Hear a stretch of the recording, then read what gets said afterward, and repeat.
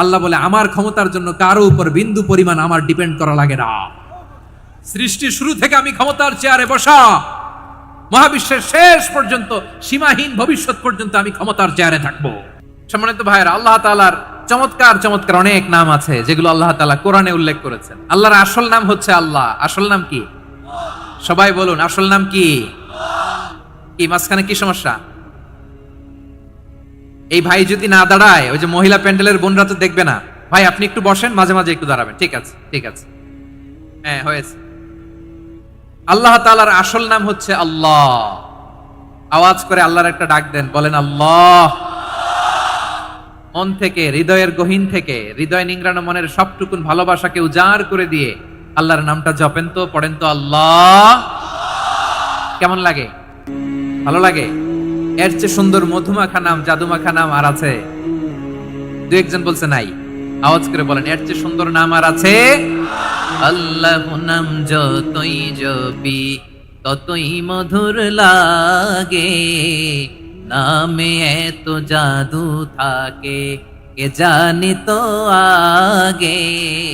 আল্লাহ নাম যতই জপি, ও নাম জপে প্রিয়তম, ও নামে জপে মজনু সম, ওই নামে পাপিয়া গাহে হৃদয়ে গোলাপে বাগে।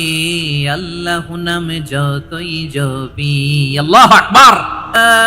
উল হুসনা ফাদউহু বিহা ওয়া যারুল্লাযীনা ইউলহিদুনা ইউজজাউনা মা কানু ইয়ামালুন। আল্লাহ বললেন আমার অনেক সুন্দর সুন্দর নাম আছে, অনেকগুলো গুণবাচক সুন্দরতম নাম আছে। তোমরা এই নামগুলো ধরে আমি আল্লাহরে ডাকো, আর যারা আমি আল্লাহর নামের বিকৃতি ঘটায় তাদেরকে তোমরা বর্জন করো। আর তারা দুনিয়াতে যা করেছে আখিরাতের ফল তারা ঠিকই পাবে।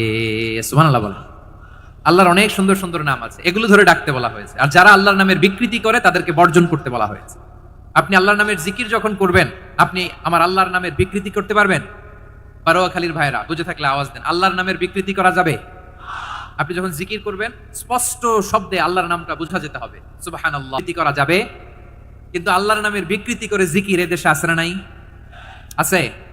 দেখবেন জিকিরের মধ্যে হুই হুই হুই হুই হুই এরকম করতেছে, আছে না নাই? সবাই মিলে লাফাচ্ছে, তফাচ্ছে, মাথা ঝুলাচ্ছে, আর কি কি যেন বলে, ওইটার মধ্যে আমি আল্লাহর নাম খুঁজে পাই না, এরকম আছে না নাই? হ্যাঁ, হই হই করে কিম্ভূত কিমাকার অদ্ভুত আওয়াজ করে তারা জিকির করে, সেখানে আল্লাহর নাম নাই। এই জিকির আল্লাহর কাছে গ্রহণযোগ্য হবে?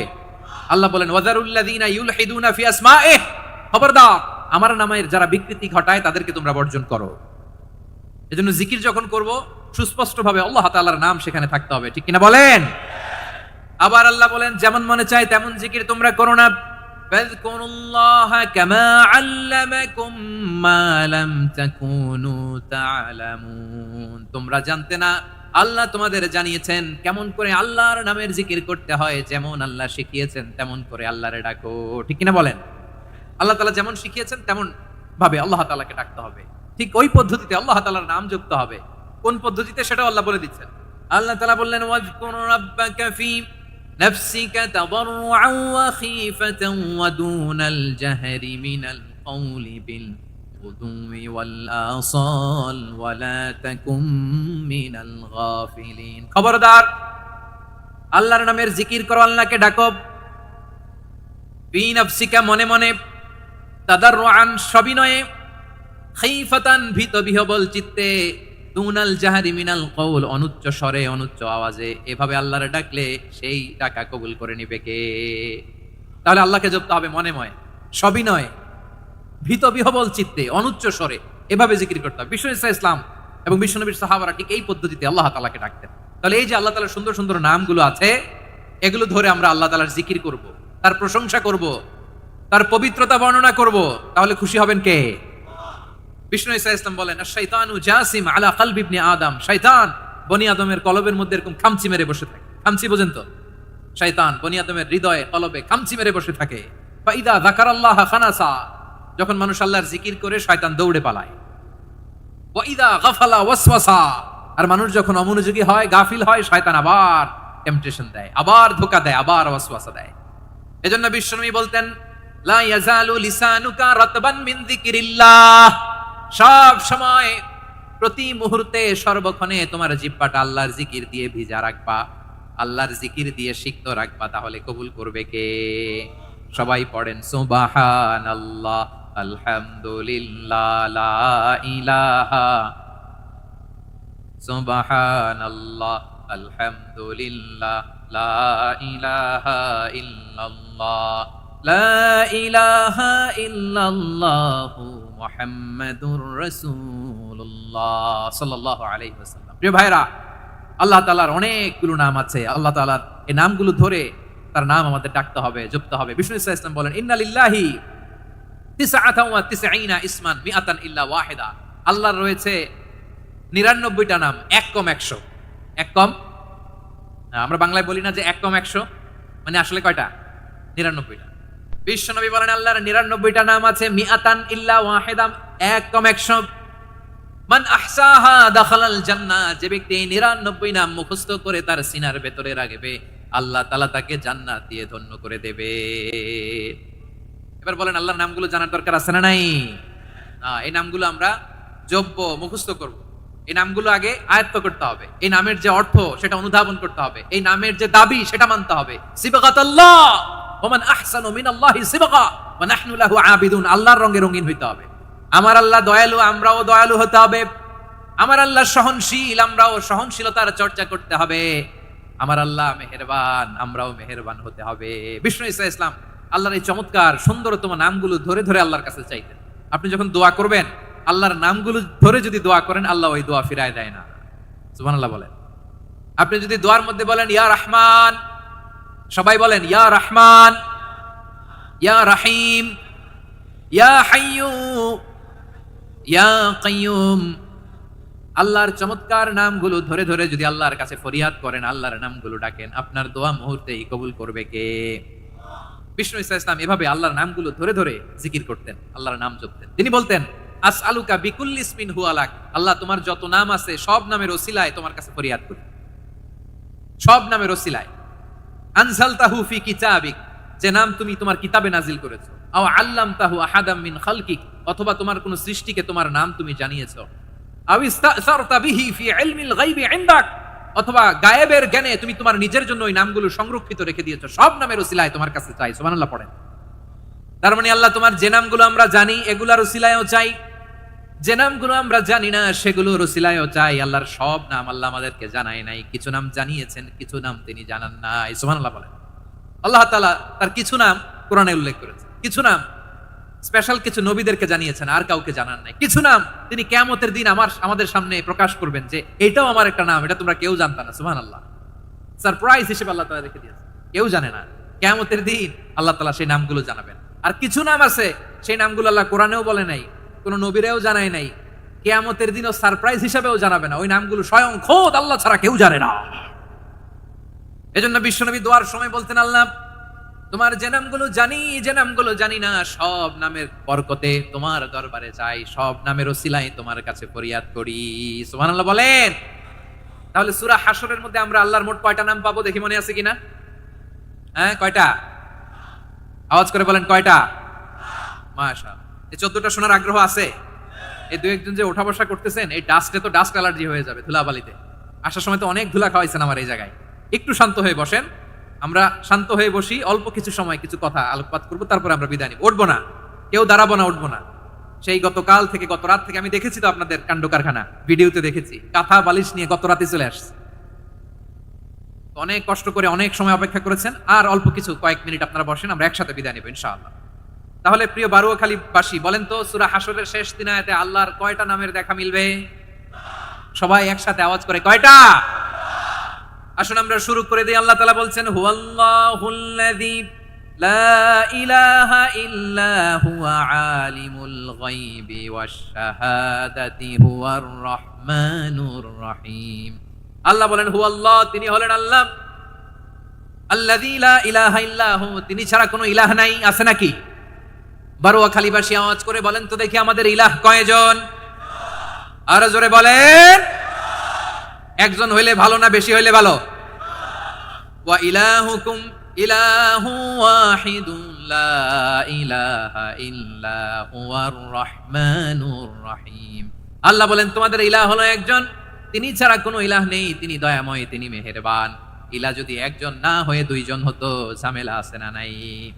লাউ কানা ফীহিমা আলিহাতুন ইল্লাল্লাহু লাফাসাদাতা। আকাশ এবং জমিনের মধ্যে ইলাহ একজন না হয়ে যদি মাত্র দুইজন হতো, আকাশ জমিন ভেঙে খান খান হয়ে যেত। ঠিক কিনা বলেন? দুইজন ইলাহ হইলে খান খান হয়ে যেত। আমাদের রব একজন হইলে ভালো না বেশি হইলে ভালো? কথা বুঝতেছেন? আরে একজনেরই তো মন জোগায় চলতে পারি না, ঠিক কিনা? হ্যাঁ, একজন, তিনি যে আদেশগুলো দিয়েছেন আমাদের দুর্বলতার কারণে আমরা তো পারি না। যদি 10 জন হইতো, ওই 10 জনের হ্যাপি করতে পারতাম, তাদেরকে স্যাটিসফাই করা যেত এত সহজে? 10 জনের 10 নিয়ম থাকতো। একজন বলতো আমার সেজদা দিবি সকালে, আরেকজন বলবে আমার জন্য নামাজ পড়বি 3 বার, আরেকজন বলবে আমার জন্য যাকাত দিবি এতবার, আরেকজন বলতো আমার জন্য কুরবানি দিবা এতবার। তাহলে আমাদের জন্য কঠিন হয়ে যেত, ঠিক কিনা? যদি ইলাহ একজন না হয়ে একাধিক হতো, একজন বলতো না আমি মহাবিশ্ব এভাবে চালাবো, আরেকজন বলতো না আমার মন চায় এভাবে, আমি এভাবে চালাবো, একজন বলতো সূর্য আমি পূর্ব দিকে উঠাবো, আরেকজন বলতো না আমি দক্ষিণ দিকে উঠাবো, আরেকজন বলবে না আমি উত্তর দিকে উঠাবো। এরকম আছে না নাই? ঝামেলা লেগে যেত। এজন্য বেশি রব হইলে আমাদের জন্য ঝামেলা, খোদা বেশি হইলে আমাদের লস। একজন হওয়াতে আমরা বেঁচে গেছি। বারুয়াখালীবাসী আওয়াজ করে না, কথা বলে না। রব খোদা একজন হওয়াতে আমাদের সুবিধা হয়েছে না? এজন্য আল্লাহ বলেন লা ইলাহা ইল্লাহু, তিনি ছাড়া তোমাদের কোনো ইলাহ নাই, তিনি একজন। লা ইলাহা ইল্লাহু আলিমুল গায়বি ওয়াশ শাহাদা, তিনি প্রকাশ্যের মালিক, অপ্রকাশ্যের মালিক। তিনি যেটা ওপেন এটাও জানেন, যেটা গোপন সিক্রেট ওইটাও জানেন। আলিমুল গায়বি ওয়াশ শাহাদা, তিনি গায়েবের মালিক, গায়েবের জ্ঞানী, যেটা দেখা যায় না, অদৃশ্য, জানা নাই, এটাও তিনি জানেন। এগুলো জানতে তার কোনো মাধ্যমের প্রয়োজন হয় না। অতীতে কি হয়েছে, বর্তমানে কি চলছে, ভবিষ্যতে কি হবে, সব তার জ্ঞানের ভেতরে আছে না নাই? এজন্য আল্লাহ বললেন আলিমুল গায়বি ওয়াশ শাহাদা, তিনি গায়েবের জ্ঞান রাখেন, তিনি দৃশ্য জগতের জ্ঞান রাখেন, তিনি প্রকাশ্য জগতের জ্ঞান রাখেন, তিনি গোপন জগতের জ্ঞান রাখেন। তার কাছে কোনো কিছু গোপন নাই, ঠিক কিনা বলেন? হুয়ার রহমানুর রহিম, তিনি হলেন দয়াময়, তিনি হলেন মেহেরবান। এই যে শুরু হলো 14 নামের প্রথম দুইটা, আর রহমান আর রহিম। হুয়ার রহমানুর রহিম, তিনি হলেন the most gracious, the most merciful, তিনি দয়াময়, তিনি অতিশয় মেহেরবান। সুবহানাল্লাহ বলেন। তার দয়ার কোনো শেষ নাই, তার মায়ার কোনো শেষ নাই। আল্লাহ, তাহলে 14টা নামের মধ্যে কয়টা পাইলাম? একটা কি? আর রহমান। বারোয়াখালীবাসী বুঝে থাকলে আওয়াজ করে বলেন প্রথমটা কি? 2 নাম্বার আর রহিম। আওয়াজ করে বলেন 2 নাম্বার। আওয়াজ করে সবাই গলা ছেড়ে দিয়ে উত্তর দেন তো, প্রথম নামটা কি? দ্বিতীয় নামটা? আর রহিম। রহমান আল্লাহর one of the major names. আল্লাহর মৌলিক নামগুলোর মধ্যে গুরুত্বপূর্ণ একটা নাম হচ্ছে রহমান। গুরুত্বপূর্ণ নাম কি? রহমান, দয়ার সাগর, মায়ার সাগর। রহমানুন ফিদ দুনিয়া ওয়া রহিমুন ফিল আখিরাহ। এই দুনিয়ার জন্য আল্লাহ রহমান, দুনিয়াতে আল্লাহ সবাইরে দয়া করে, কাফিররেও করে, মুসলিমরেও করে। আর আখিরাতের জন্য তিনি রহিম, সেখানে কাফির মুশরিকদের জন্য আল্লাহর পক্ষ থেকে কোনো দয়া থাকবে না। চিল্লায় বলেন ঠিক কি না? এজন্য আল্লাহ বললেন আমার মৌলিক একটা নাম হলো রহমান। আল্লাহর পরে অন্য কোন নাম দিয়ে যদি তোমরা আমার নাম প্রকাশ করতে চাও, জপতে চাও, ডাকতে চাও, তোমরা রহমান নামে ডাকো।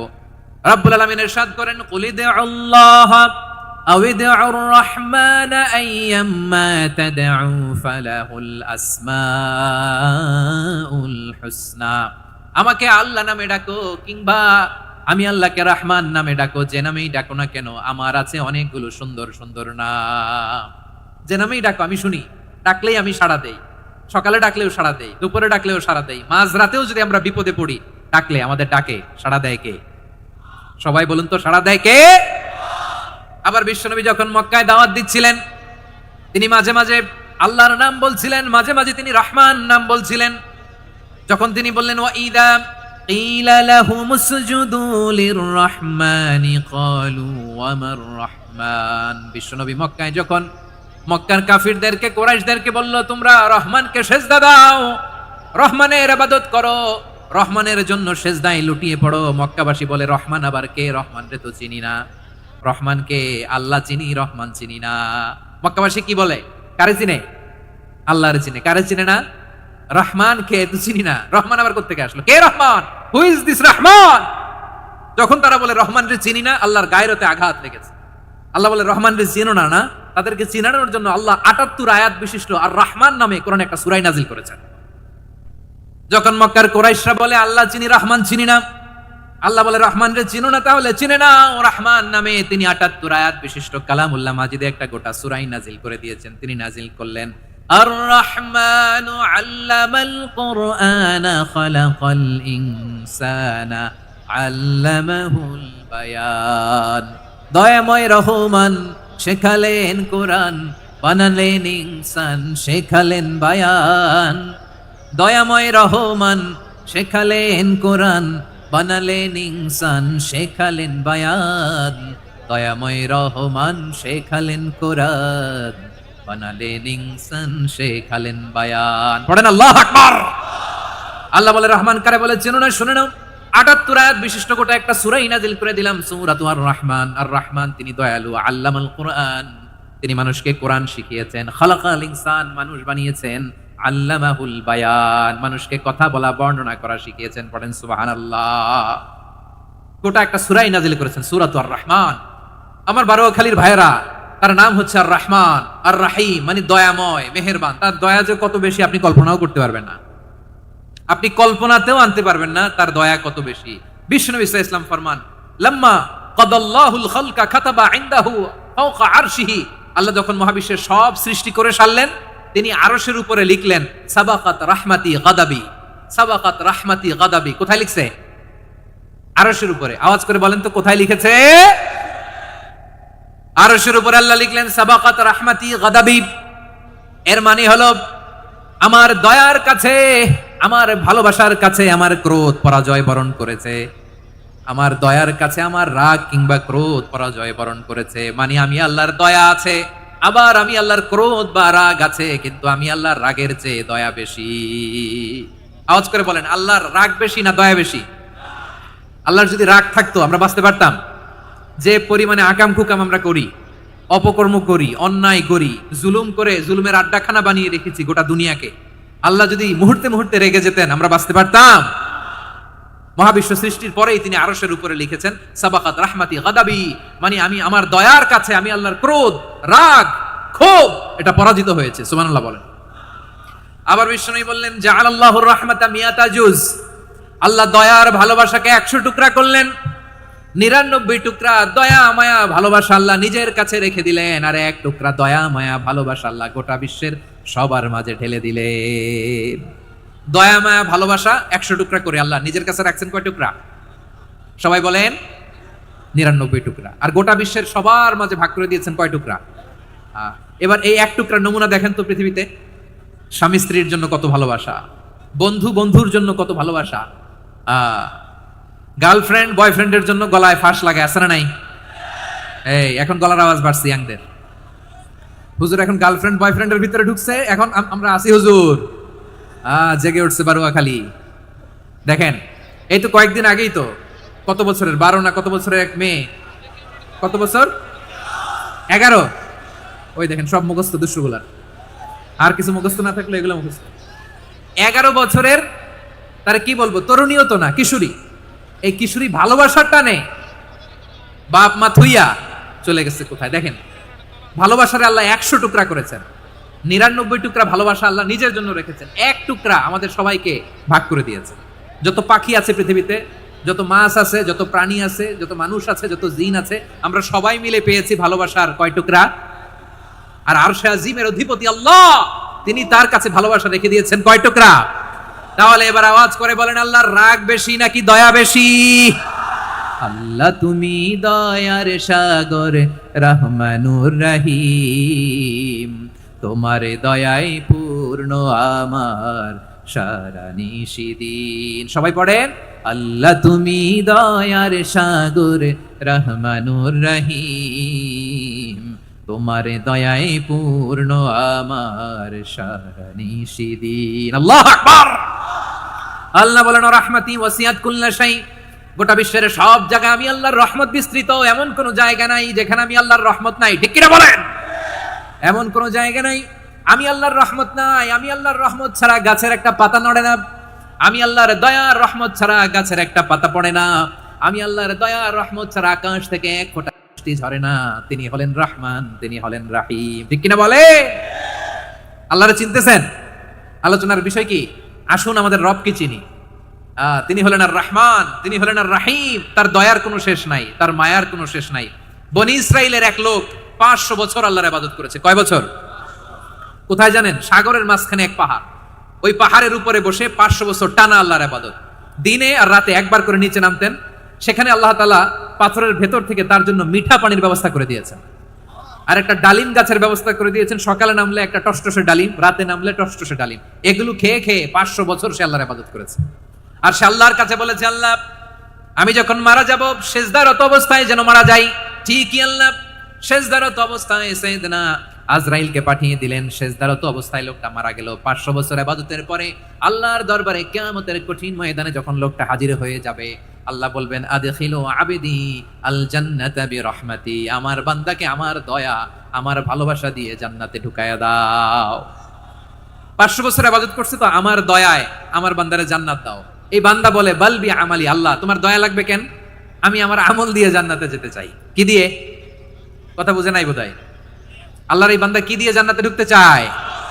আমল দিয়ে। আল্লাহ বলছে, আমার দয়ায় আমার বান্দারা জান্নাতে নিয়ে যাও ফেরেশতারা। এ বলে, আল্লাহ তোমার দয়া লাগবে কেন? সেজদা তো কম দেই নাই, জিকির করতে করতে 500 বছর শেষ করে দিলাম, আবার তোমার দয়া লাগবে?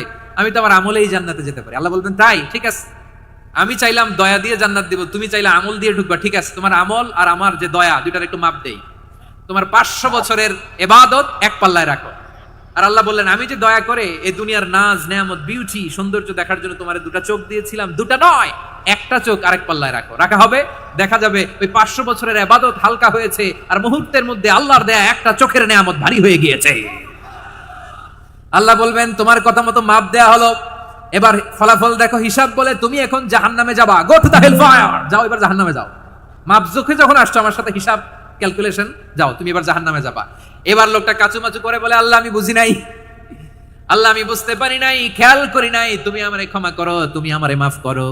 ও আল্লাহ, এবার আমি টের পেয়েছি, এবার আমি বুঝতে পেরেছি, তোমার দয়া ছাড়া দুনিয়ায় কেউ জান্নাতে যেতে পারবে না, কেউ পারবে না। আল্লাহ বললেন, ওরে গোলাম, তুই তো কিছুই ছিলি না, অস্তিত্বহীনতা থেকে তোরে অস্তিত্বে আনলো কে? ওই ছোট্ট শুক্রাণু থেকে মায়ের পেটে 9 মাস ধরে খাবার দিয়েছে কে?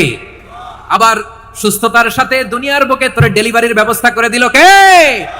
আবার তোর মায়ের বুকের ভেতরে 2টা খাবারের লাইনের ব্যবস্থা করে দিল কে? আবার তোকে শৈশব পেরিয়ে কৈশোর পেরিয়ে তারুণ্য, তারপরে যৌবন, এগুলো দান করলো কে? তার চেয়েও বড় কথা, পাহাড়ের মাঝখানে সাগরের মাঝখানে 500 বছর ইবাদত করার শক্তি তোর গায়ে দিয়েছে কে? এই সাগরের মধ্যে লোনা পানি, লবণের পানি মুখে দেয়া যায় না, সেখান থেকে আমি পাহাড়ের ভেতর থেকে মিঠা পানির ব্যবস্থা করে দিলাম। ওই জায়গায় তোরে রিজিকের বন্দোবস্ত করলো কে? সকাল বিকাল 2 বেলা টসটসে ডালিম খাওয়ার ব্যবস্থা করে দিল কে? তোর আবদার ছিল, আল্লাহ আপনি আমারে সেজদারত অবস্থায় রূহ কবজ করবেন, তোর শেষ আবদারটাও পূরণ করেছে কে? ও গোলাম, আমার রহমতের তুলনায়, আমার নিয়ামতের তুলনায় তোর 500 বছরের ইবাদতের কোনো ওজনই হবে না। গোটা বিশ্বের কেউ কোনোদিন আমার জান্নাতে ঢুকতে পারবে না, আমি আল্লাহর দয়া ছাড়া। হুয়ার রহমানুর রহিম, তিনি দয়াময়, তিনি মেহেরবান। জিব্রাইল আলাইহিস সালাম বিশ্বনবীর এই লম্বা হাদিসটা যখন শোনালেন, আমি যা যা বলছি এটা বিশাল এক হাদিসের অনুবাদ। বললেন, ইয়া মুহাম্মদ, এই দুনিয়ার সবটাই চলে আল্লাহর রহমত দিয়ে। হাদিসের শেষ কথা, সব চলে আল্লাহর কি দিয়ে? তখন বিশ্বনবী সাহাবাদের বললেন, ও সাহাবারা শোনো, আল্লাহর জান্নাতে কেউ কোনোদিন প্রবেশ করতে পারবে না তার রহমত ছাড়া। সাহাবারা বললেন, ইয়া রাসূলুল্লাহ, আপনিও না? আপনিও কি আল্লাহর রহমত ছাড়া প্রবেশ করতে পারবেন না? বিশ্বনবী বললেন, না আমিও না, আমি বিশ্বনবীও আল্লাহর জান্নাতে আল্লাহর রহমত ছাড়া ঢুকতে পারবে না। তবে কিয়ামতের দিন আল্লাহর রহমত আমার চারদিকে বেষ্টনী দিয়ে থাকবে। আল্লাহ নিজের পরিচয় দিয়ে বললেন,